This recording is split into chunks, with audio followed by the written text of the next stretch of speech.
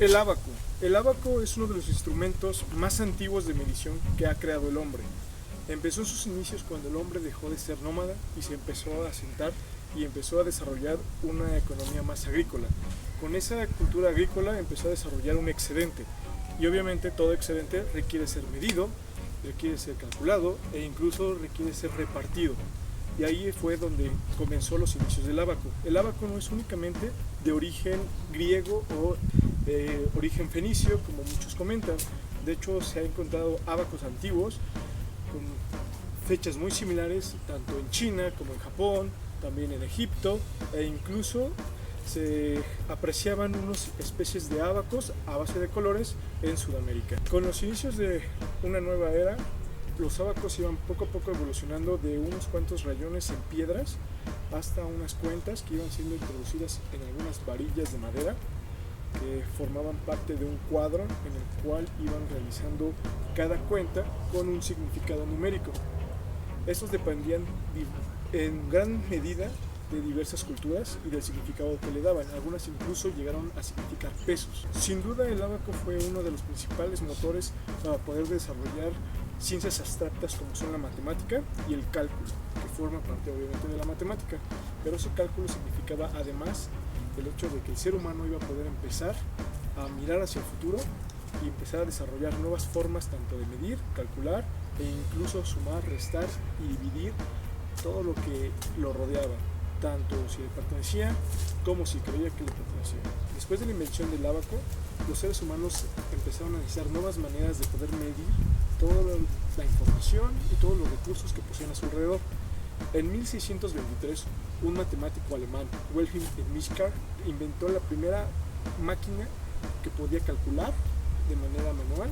Esta era una calculadora muy simple, pero altamente eficaz, y para su época fue un avance tecnológico tremendo. Después del desarrollo y utilización del ábaco, los seres humanos requirieron nuevas maneras de poder calcular y medir todos los suministros que podían poseer, así como todos los recursos tanto informáticos como tangibles que poseían. La primera calculadora se llamó Calculating Clock. Esa calculadora podía realizar sumas, restas, divisiones y parcialmente multiplicaciones. Tenía un sistema bastante desarrollado para su época. Era un sistema que se componía de engranes que se enlazaban continuamente. La Calculating Clock tenía 6 engranes, los cuales también además estaban respaldados por un sistema de una campanilla que producía el sonido cada que se realizaba algún error por desbordamiento, es decir, cuando había cantidades superiores a los 6 dígitos. La Calculating Clock, o también llamada o denominada reloj de cálculo, tuvo su aparición en 1623, aunque su inventor desgraciadamente falleció después de una plaga que azotó Europa. Después, en 1642, un científico francés, un matemático, decidió inspirarse en el modelo y crear una máquina ya no con 6 engranes, sino con 10, que denominaban cantidades del 0 al 9. Schmidt murió en 1635, después de que una plaga empezara a tocar Europa. Desgraciadamente no pudo desarrollar de manera más integral su invento, pero fundó las bases para que después un científico francés, específicamente un matemático, pudiera continuar su trabajo inspirándose en sus 6 engranes.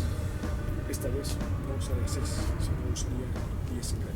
La primera calculadora electrónica. La primera calculadora electrónica, que únicamente incorporaba transistores y diodos, era un producto de alta calidad que nadie podría confundir con un ábaco. Su velocidad de cálculo y funcionamiento pronto lo convirtieron en una sensación. Los fabricantes pronto se apresuraron para entrar en un campo que pronto se vio saturado con 33 fabricantes que ofrecían 210 modelos diferentes. En ese entonces la gente dependía de la calculadora para cubrir sus necesidades personales y empresariales. El éxito del desarrollo de la calculadora electrónica promovió la entrada de Sharp en campos semiconductores, las pantallas LCD y la comunicación de información, transformando así la empresa en una empresa global. La dura competencia inspiró el desarrollo de calculadoras electrónicas menos costosas, más compactas y menos ligeras, con las que se realizaron grandes avances en la tecnología electrónica. Charles Babbage, la máquina analítica. Charles Babbage fue reconocido como uno de los que nos ayudó a formar la gran tecnología que tenemos hoy en día. La base de toda la tecnología que tenemos, como sería más que nada la computadora actual, fue gracias a su gran invento que es la máquina analítica. Babbage tenía la idea de elaborar una máquina la cual sirviera para ejecutar todas las tareas en una forma algebraica. La máquina de Jackal fue una de las importantes razones por la cual Babbage pudo crear la máquina analítica. Esta fue importante gracias a que fue la primera en usar tarjetas perforadas. Las tarjetas perforadas le dieron la idea a Babbage para que ahí se pudiera almacenar toda la información de ejecución y computación de la máquina analítica.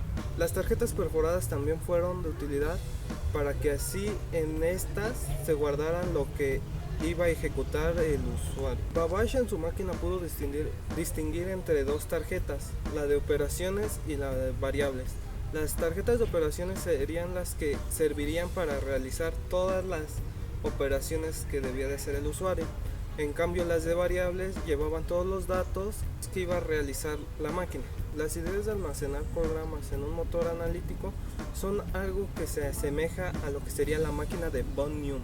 En resumen, Babbage quería con las tarjetas perforadas encontrar un método más eficaz para guardar los datos y ejecutar las operaciones. Hay que tener en cuenta que esta máquina analítica tiene 100 años de antigüedad, o sea, es muy distinta a una computadora digital actualmente. Aquí pueden observar una imagen de lo que sería la máquina analítica de Babbage.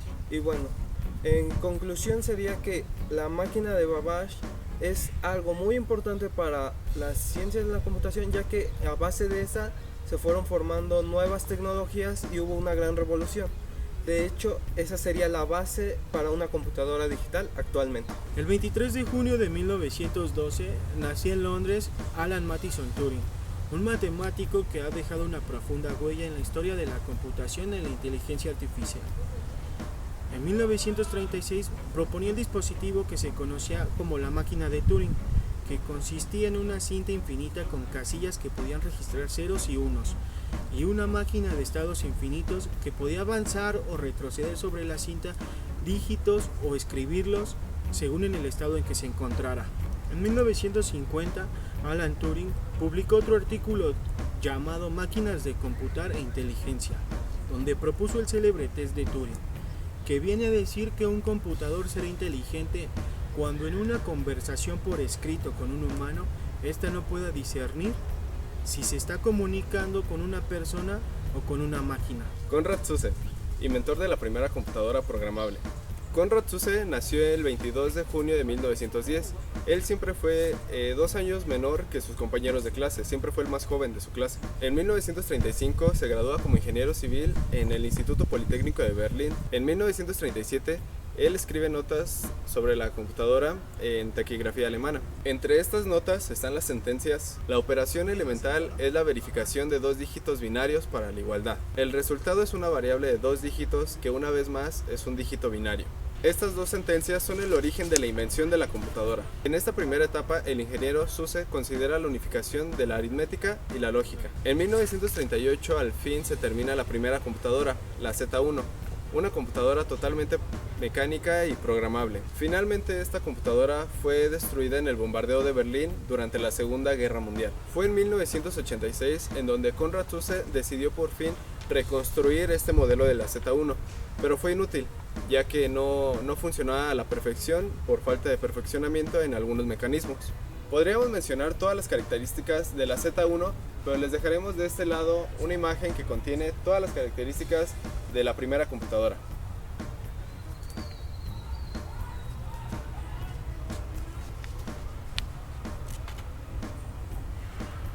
En 1940, Konrad Zuse inventa la Z2, la que prosigue de la Z1.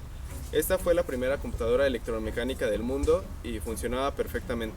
La segunda computadora de propósitos generales se terminó en 1944. Esta fue la Z4. El Z4 se siguió usando hasta 1945. La fueron perfeccionando y se le añadieron lectores de cinta perforada. En 1951 el Z4 es la única computadora que se está operando en Europa. Actualmente el Z4 se encuentra en el Museo de Múnich. Ahí es donde se exhibe. Aquí podemos ver una imagen donde pues se da una muestra de la computadora de Z4. En 1949, la Fundación SUSE KG siguió desarrollando nuevas computadoras electromecánicas, estas controladas por medio de programas. Posteriormente con válvulas y más adelante con la tecnología de transistores. Posteriormente se fueron creando nuevas computadoras, gracias a la Fundación SUSE. Todas tenían la característica de empezaban con la Z. La que más destacó fue la Z11, que se distribuía a universidades, y el Z12, que fue la primera computadora basada en memoria de cinta magnética. De 1966 a 1995, Konrad Zuse tuvo reconocimiento por todo el mundo y ganó distintos premios. Durante ese periodo, Konrad siguió desarrollando nuevas ideas para la computación. Finalmente, Konrad Zuse muere el 18 de diciembre de 1995, dejando un gran legado de la computación.